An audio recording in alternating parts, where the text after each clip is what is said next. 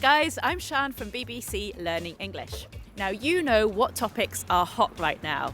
You're on social media, you know what's trending. Of course you do. But do you know what language real people are using to talk about these topics? That's what I'm going to find out in this programme today. Now today's story is about Formula One motor racing and the decision the sport has made to stop using female promotional models before its races. Do you know they're going to replace grid girls with grid kids?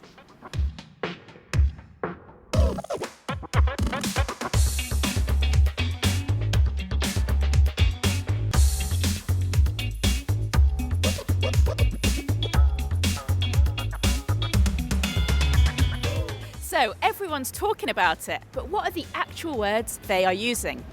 I'm going to ask 3 questions to find out. Here's the first one. So, no more grid girls in Formula One. What do you think about that?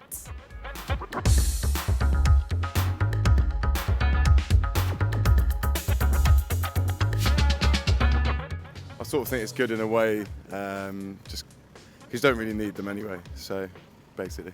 I think that they shouldn't get rid of grid girls. I think they should just bring in grid guys as well. So does it bother you that the women concerned are likely to lose their jobs?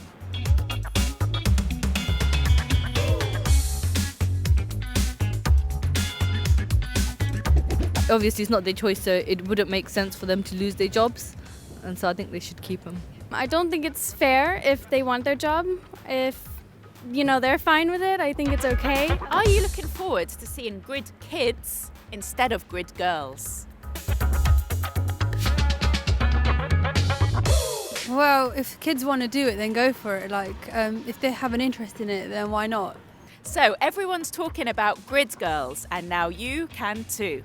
There's a recap coming up, but before I go, come and find us on bbclearningenglish.com and join us on Facebook, YouTube, Instagram and Twitter and get talking. See you next time. Bye.